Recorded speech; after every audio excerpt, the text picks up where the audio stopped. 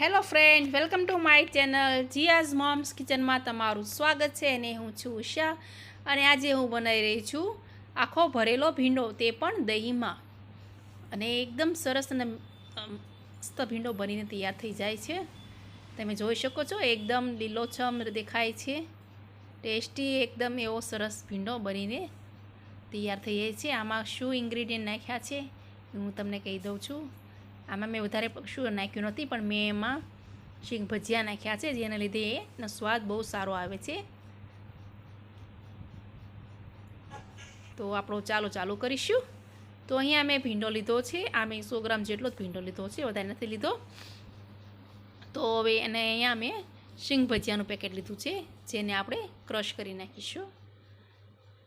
ખાંડણીમાં લઈને આપણે તેનો ફાઇન પેસ્ટ કરી નાખશું, ફાઇન ભૂકો કરી નાખશું, જેથી ભરવામાં વાંધો ન પડે, સરસ એવો ભરાઈ જાય. તો અહીંયા ખાંડણીમાં આપણે લસણ અને લીલા મરચાં પણ એડ કરીને આપણે એને ખાંડી નાખીશું. તે કચરા રાખીશું, બહુ આપણે ઝીણું નથી કરવાનું, જેથી જ્યારે આપણે ખાઈએ ત્યારે મોઢામાં આવે છે લીલું લસણ તે બહુ સરસ લાગે છે. અને ભીંડો ટેસ્ટી અને સરસ લાગે છે. તમે ક્યારેક બનાવીને જોજો. તો અહીંયા મેં લસણ અને લીલા મરચાંની પેસ્ટ તૈયાર કરી છે. તેમાં આપણે 1 ચમચી જેટલું લાલ મરચું એડ કરીશું, અડધી ચમચી જેટલી હળદર અને અડધી ચમચીથી વધારે ધાણા જીરું એડ કરીશું. અને આ ચારેયને મિક્સ કરી નાખીશું. તમે જોઈ શકો છો ફ્રેન્ડ્સ, આટલા મસાલામાં મેં આમાં ગરમ મસાલો નથી એડ કર્યો, તમારે નાખવો તો નાખી શકો છો. અને આમાં તલ પણ તમે એડ કરી શકો છો. તલ તમારે જો એડ કરવા હોય તો તેમાં તમારે ખાંડણીમાં થોડુંક એને ખાંડી લેવાનું, જેથી એનો સ્વાદ સરસ આવે. અને આમાં તમારે શીંગ ભજીયાની બદલે શીંગદાણા પણ એડ કરી શકો છો. અને આમાં થોડું તેલ એડ કરીશું અને સારી રીતે મિક્સ કરી નાખીશું. આ આપણો ભરવાનો મસાલો તૈયાર થઈ ગયો છે. અને આપણે જે શીંગ ભજીયા ખાંડ્યા હતા તે પણ આમાં અડધી ચમચી જેટલું એડ કરીશું, અને બાકીનો આપણે ઉપરથી એડ કરીશું. તો આ મિક્સર તૈયાર થઈ ગયું છે. હવે આપણે આમાં શીંગ ભજીયા જે મેં ક્રશ કરીને રાખ્યા હતા તે એડ કરી દઈશું. અને હવે આપણે ભીંડાને ભરીશું. તો મેં ભીંડામાં વચ્ચેથી કાપા કરી નાખ્યા છે. તો હવે આપણે ભીંડાને ભરવા માટે 1 ચમચી એક આંગળીના ટેરવા જે ઉપરનો આવે તેથી લઈને થોડું ભરવાનું છે. આંગળીની મદદથી ભરી લેવાનું છે. ચમચીની મદદથી પણ તમે ભરી શકો છો અને દબાઈ નાખવાનું છે. બહુ સરસ એવો ટેસ્ટ આવે છે. તમે ક્યારેક બનાવી જોજો. શીંગ ભજીયાને લીધે આ ભીંડો સરસ એવો લાગે છે. અને શીંગ ભજીયાને સ્કીપ પણ તમે કરી શકો છો. તમારે બીજું કાંઈ ઇન્ગ્રીડિયન્ટ નાખવું તો નાખી શકો છો. તો હવે આપણો ભીંડો ભરાઈ ગયો છે.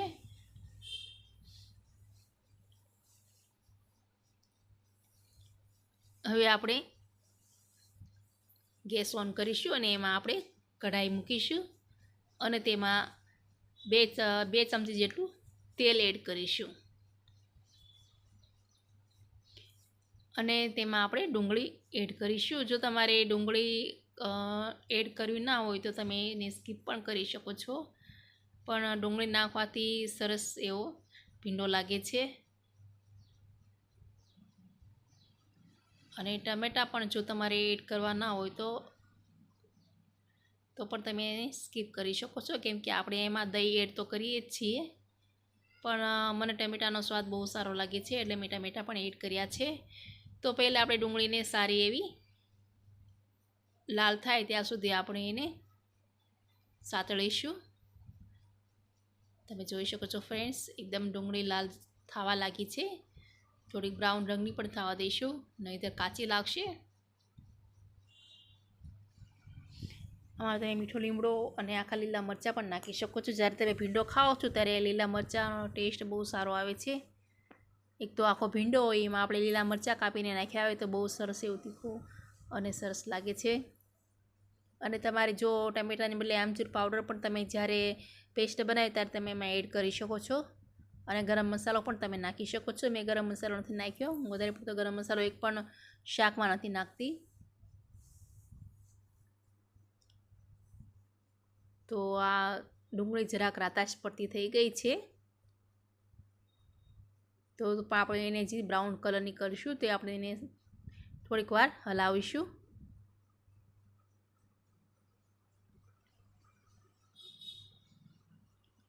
તમે જોઈ શકો છો ફ્રેન્ડ્સ, એકદમ બ્રાઉન કલરની જેવી થઈ ગઈ છે. અને હવે આપણે તેમાં ટમેટાં એડ કરી દઈશું.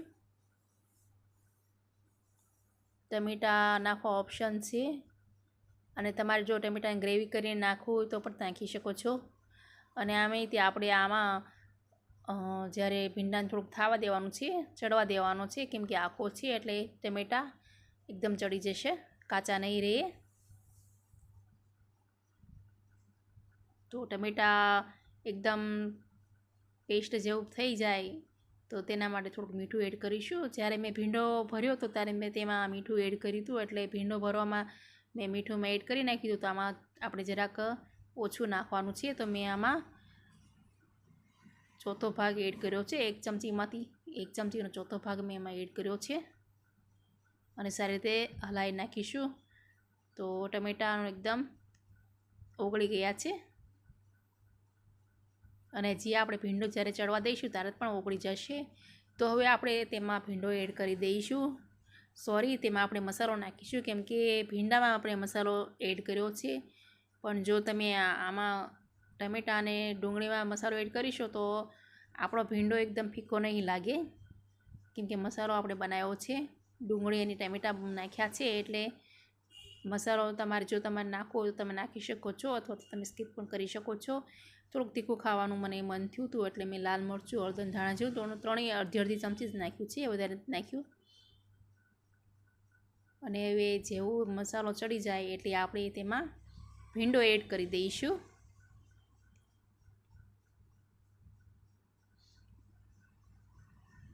ભીંડો આપણો ભરાઈ ગયો છે, તો આપણે તેમાં થોડો થોડો કરીને એડ કરી દઈશું. એકદમ સરસ એવો ભીંડો બનીને તૈયાર થઈ જશે. તમે ક્યારેક આવી ભીંડો બનાવજો, બહુ સારો એવો લાગે છે. સિંગ ભજીયાની બદલે તમે કંઈક ચવાણું પણ આમાં ખાંડીને એડ કરી શકો છો, અથવા તો તીખા ગાંઠિયા પણ એડ કરી શકો છો. તીખા ગાંઠિયામાં પણ ગરમ મસાલો હોય છે, અને સિંગ ભજીયામાં પણ ગરમ મસાલો છે, એટલે મેં આમાં ગરમ મસાલો નથી નાખ્યો. તો આપણો ભીંડો એકદમ સરસ રીતે મિક્સ થઈ ગયો છે, મસાલામાં કોટ થઈ ગયો છે. તો હવે આપણે તેને ઢાંકી દઈશું. તો મેં અહીંયા સ્ટીલનો થાળ ઢાંક્યો છે ઉપર, જેથી કરી એ બફાઈ જાય. અને ઉપર મેં પાણી એડ કર્યું છે. આવી રીતે નાખવાથી તો જલ્દી વહેલાસર બફાઈ જાય છે. ભીંડો એકદમ સરસ કૂણો થઈ જાય છે. તો હવે આપણે તેને 15 મિનિટ માટે હાવ મીડિયમ ફ્લેમ પર થવા દઈશું. તમે જોઈ શકો છો ફ્રેન્ડ્સ, ભીંડો આપણો બનીને તૈયાર થઈ ગયો છે. 15 મિનિટ પછી મેં ચેક કર્યું તો ભીંડો એકદમ કૂણો થઈ ગયો છે. અને જે મેં સિંગ ભજીયાનો મસાલો મેં રાખ્યો હતો, જે ક્રશ કરેલો, એ તેમાં મેં એડ કર્યો છે. અને ફરીથી હું એકદમ સારી રીતે મિક્સ કરી નાખીશ. તમે જોઈ શકો છો ફ્રેન્ડ્સ, ભીંડો એકદમ સરસ એવો આપણો તૈયાર થઈ ગયો છે. અને હવે આમાં આપણે દહીં એડ કરીશું. તમારે દહીંને એકદમ હલાવીને પણ એડ કરી શકો છો. મેં હલાવ્યું નથી, એમનામ આખું જ એડ કર્યું છે, કેમ કે દહીંના પોતા મોઢામાં આવે તો બહુ સરસ લાગે છે. અને ગેસની ફ્લેમ મેં બંધ કરી દીધી. અને હવે આપણે તમે જોઈ શકો છો ભીંડો આપતો એકદમ બનીને તૈયાર થઈ ગયો છે.